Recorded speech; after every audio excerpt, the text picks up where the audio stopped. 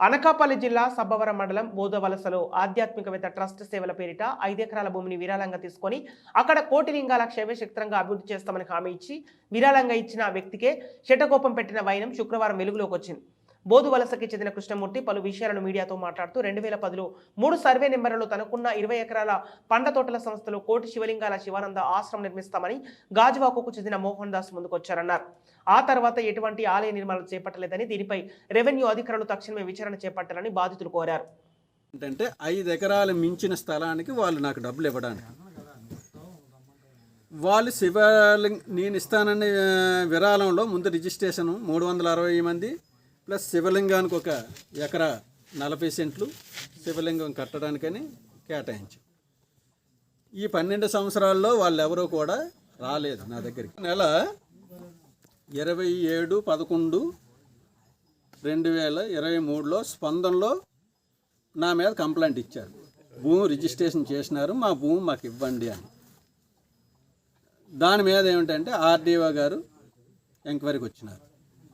RDO గారు వస్తే, sir నేనైతే వాళ్ళకి రిజిస్ట్రేషన్ చేసినటువంటి సెంటి భూమి ఒరిజినల్ డాక్యుమెంట్లు తెచ్చిన వాళ్ళందరికీ ఇస్తాను, కానీ ట్రస్ట్ వాళ్ళని తీసుకొని రావాలి. బట్టి ట్రస్ట్ వాళ్ళు నాకు ఇక్కడ మా విలేజ్ డెవలప్ అవుతుందనే ఉద్దేశము, మా గ్రామాన్ని దృష్టిలో పెట్టుకొని మా ఏరియా అంతా డెవలప్ అవుతుందనే ఉద్దేశంతో నేను విరాళం ఇచ్చాను.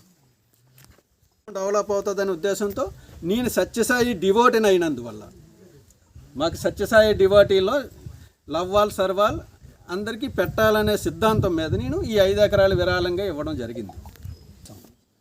ఇప్పుడైనా సరే ఆ స్థలం ఇవ్వడానికి నాకు అభ్యంతరం లేదు, కానీ మాకు ఆ 108 అడుగులు శివలింగం కట్టాలి, పేదలందరికీ ఇల్లులు కట్టాలి, పేదలందరికీ ఉచితంగా ఇల్లులు కట్టాలి.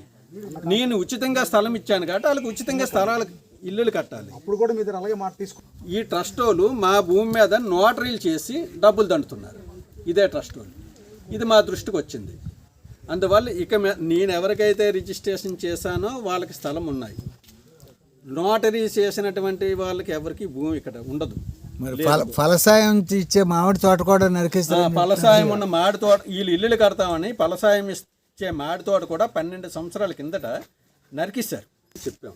ఇప్పుడు మీడియా ద్వారా మీరు ఈ యొక్క ట్రస్ట్ వాళ్ళకి కానీ ప్రజలకు కానీ ఏం తెలియపరచాలనుకుంటున్నారు? ఇప్పుడు మీడియా ద్వారా నేను తెలియపరిచేది ఏమిటంటే, ఈ భూమితో ట్రస్ట్ వాళ్ళకి సంబంధం లేదు, వాళ్ళకి ఇక్కడ 1 సెంటు భూమి లేదు. కానీ నేను ఎవరికైతే రిజిస్ట్రేషన్ చేసినానో వాళ్ళకి మాత్రమే భూమి ఉంది. నోటరీలు అనేటటువంటిది నేను ఎవరికి చెయ్యలేదు.